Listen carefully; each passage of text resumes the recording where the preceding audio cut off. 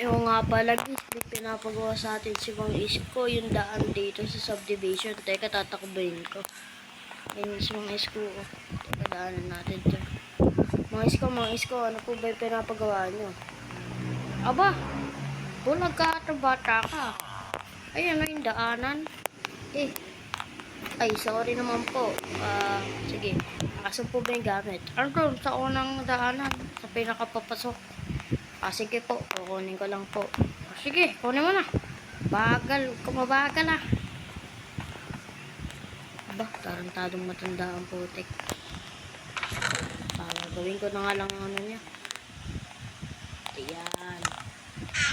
Wala tong pundasyon, di ba? Baka malaglag ulit eh. Katangaan niya kasi. Okay, sana sakto tong 15 na to.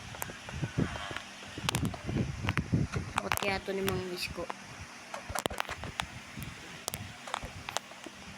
Ayan.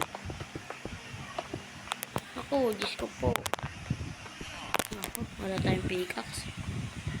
Teka, kuha ako sa bahay.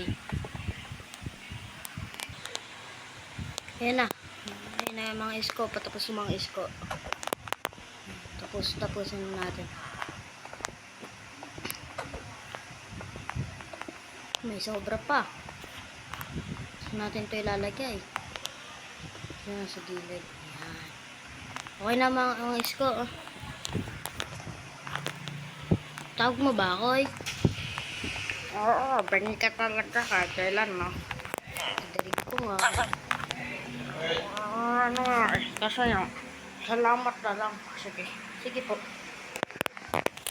Sige, umalis ka na. Sungit. Sige, okay na yan. Tara, kiss. Nasaan tayo?